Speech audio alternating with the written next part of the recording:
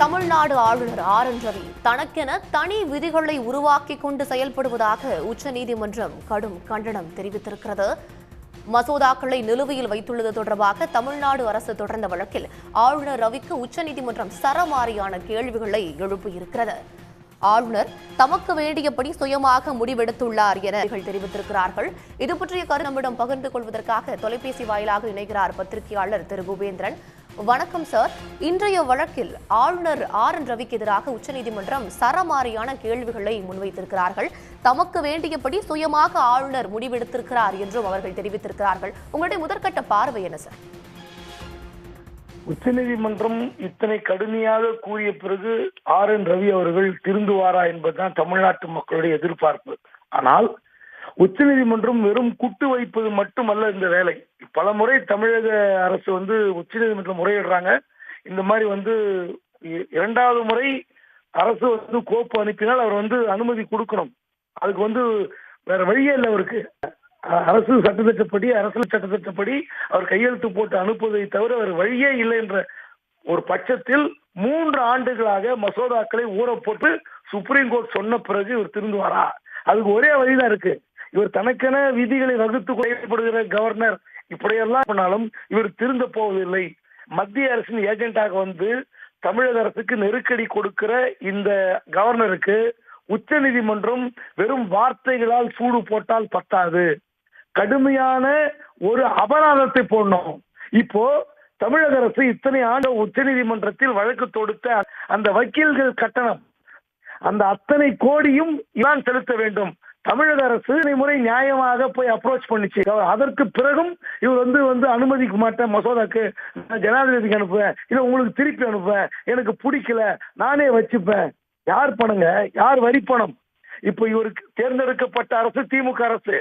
அதுலதான் சட்டத்திட்டங்கள் பாதிப்பு, மாணவர்கள் கோர்ட்டுக்கு போறாங்க.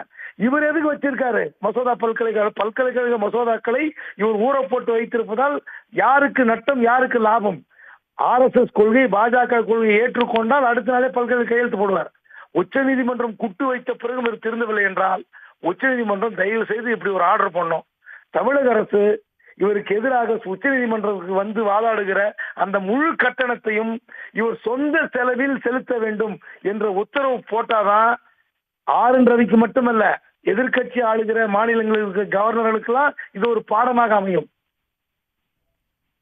சார், அரசியல் சாசனம் 200 அல்லாமல் வேறு ஏதேனும் விதிமுறை உள்ளதா என நீதிபதிகள் கேள்வி எழுப்பியிருக்கிறார்கள். நாளைக்குள் ஆளுநர் இதற்காக பதிலளிக்கணும் அப்படின்னு உச்சநீதிமன்ற நீதிபதிகள் கடுமையாக சொல்லியிருக்காங்க. இப்போ 2023 பஞ்சாப் ஆளுநருக்கு எதிரான வழக்குல உச்சநீதிமன்றம் கிளியரா அவங்களுடைய ஸ்டாண்ட சொல்லியிருந்தாங்க. இந்த மாதிரி தாமதம் இன்றி ஆளுநர் பில்ஸ் பாஸ் பண்ணும் அப்படின்னு. இது தொடர்பாக இப்போ இந்த வழக்கிலையும் உச்சநீதிமன்றம் சொல்லியிருக்காங்க. இது தொடர்பான உங்களுடைய பார்வை சார்?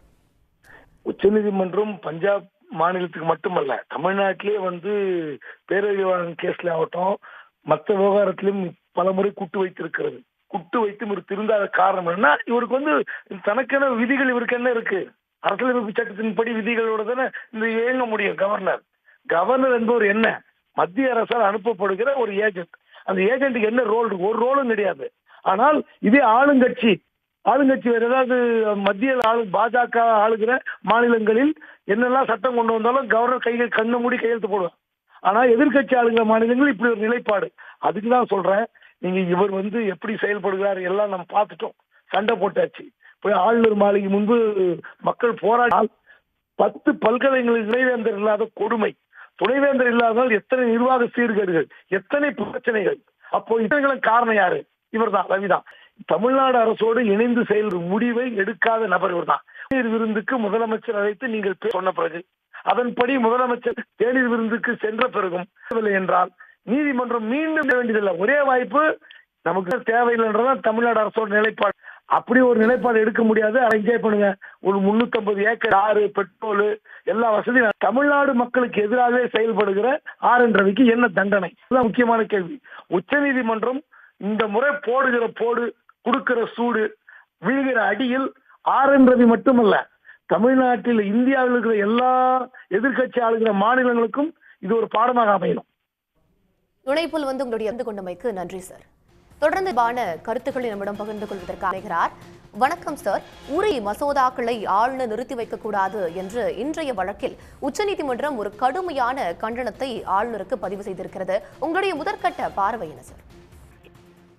இந்த கண்டனம் இது புதுசு கிடையாது. ஏற்கனவே நீதியரசர் சந்திரசூட் இருந்தபோது விழுந்து நடத்தி நீங்க அந்த மசோதாக்கெல்லாம் முதலமைச்சரோட பேசி நீங்க உங்களோட பிரச்சனை என்னன்னு சொல்லி நீங்க அதை தீர்க்க பாருங்கன்னு சொல்லிட்டு அவருக்கு நேரம் கொடுத்தாங்க. முதலமைச்சரும் அவரை கவர்னரை மதிச்சு அங்க போயிட்டு மனு கொடுத்து ஒரு தேநீர் சாப்பிட்டு விஷயம் இம்ப்ரூவ்மெண்ட்டும் இல்லை. தொடர்ந்து ஏதாவது கவர்னர் தொடர்ந்து பார்க்கிறோம். அரசியல் சட்டம் 200 விதிப்படி அவர் நடந்து கொள்ளவில்லை என்பது மட்டுமல்ல, அரசியல் சட்டத்துக்கு மீறி வெளியில ஒரு கவர்னர் என்பவர் எதெல்லாம் பேசக்கூடாதோ அதெல்லாம் பேசுவது மட்டுமல்லாமல், இருக்கிற ஆட்சியை குறை சொல்வது மட்டுமல்லாமல், அவருக்கு மாநில அரசு எழுதி கொடுத்த உரையை படிக்காத இருக்கிற ஒரு விஷயம் முதற்கொண்டு கிட்டத்தட்ட ஒரு பேரலல் கவர்மெண்ட் நடத்துற மாதிரியான ஒரு விஷயத்தை கவர்னர் செஞ்சுட்டு இருக்கிறார். நேற்று லோக்சபால ஜனாதிபதி உரைக்கு நன்றி தெரிவித்து பேசும்போது ஒரு விஷயத்தை ரவிக்காக தான் சொன்னார் நினைக்கிறேன். அதாவது மாநில அரசு தயாரித்து கொடுக்கிற உரையை கவர்னர் படிக்கணும் அப்படின்னு சொன்னார். அந்த விஷயத்தை இனிமேலாவது கவர்னர் கடைபிடிக்க வேண்டும் என்பது என்னுடைய கருத்து. அதே சமயத்துல இந்த மசோதாக்களை நிறுத்தி வைத்ததற்கான காரணத்தை குறித்து காரணம் நாளைக்குள்ள கொடுக்கணும் வலியுறுத்தி இருக்காங்க. நேற்றே என்ன சொன்னாங்கன்னா, ஒரு தேநீர் விருந்துல நீங்க 2 பேரும் கூடி பேசி முடிவு பண்ணுங்க சொன்னாங்க. அந்த விஷயத்துக்கு கவர்னர் ஒப்புக்கொள்ள இல்லை. கவர்னருக்கு கொஞ்சம் கூட இந்த மாநில அரசு, மக்களால் தேர்ந்தெடுக்கப்பட்ட மாநில அரசுக்கு எந்த விதமான மதிப்பையும் கொடுப்பதற்கு கவர்னர் தயாராக இங்க வேலை செய்யறார். இங்க இருக்கிற கவர்மெண்ட் செயல்பட விடாமல் செய்து விடணும்னு நினைக்கிறார். சுப்ரீம் கோர்ட்டுக்கு என்ன பிரச்சனை அப்படின்னா, அவர்கள் ஒரு அரசியல் சட்ட அடிப்படையில் இருக்கிற கவர்னர் ஒரு ஆர்டரையும் போட முடியாத ஒரு நிலையில இருக்காங்க. ஆனால் இது எவ்வளவு நாள் தான் இந்த நிலையை நீடித்துக் கொண்டிருக்க முடியும்? சோ ஏதோ ஒரு விஷயத்தை இந்த வழக்குல சுப்ரீம் கோர்ட் எடுக்கணும். குறிப்பாக பார்த்தாங்கன்னா, சுப்ரீம் கோர்ட்டுக்கு சிறப்பு பிரிவு 142 ஒண்ணு இருக்கு. அதன் முன்னால் வருகிற எந்த ஒரு விஷயத்திலும் நியாயத்தை அவங்க சொல்ல வேண்டிய அவசியம் இருக்கு. அதற்காக அந்த பிரிவை பயன்படுத்த வேண்டிய அவசியம் இருக்கு. அரசியல் சட்ட அடிப்படையில கவர்னருக்கு ஒரு இம்யூனிட்டி இருந்தா கூட அந்த 142 பிரிவை பயன்படுத்தி கவர்னரை கொடுப்பதோ, அல்லது உங்களுக்கு கவர்னரை சென்டர்ல இருந்து கவர்னரை வித்ரா பண்ணிக்கோங்கன்னு சொல்ற ஒரு விஷயம் சுப்ரீம் கோர்ட் இந்த வாட்டி எடுப்பாங்கன்னு நினைக்கிறேன். ஏன்னா அவங்க விஷயத்துல ஒரு நியாயத்தை கொடுக்க வேண்டிய அவசியம். சிறப்பு பிரிவு 142 சுருத்தி இந்த கவர்னரை சென்ட்ரல் கவர்மெண்ட் வாங்க வேண்டும் என்கிற ஒரு விஷயத்தை, ஒரு டைரக்ஷனை சுப்ரீம் கோர்ட் கொடுத்தால்தான் இந்த விஷயத்துக்கு ஒரு முற்றுப்புள்ளி வரும். உடனுக்குடன் செய்திகளை தெரிந்து கொள்ள சன் நியூஸ் பெல் ஐகானை கிளிக் பண்ணுங்க.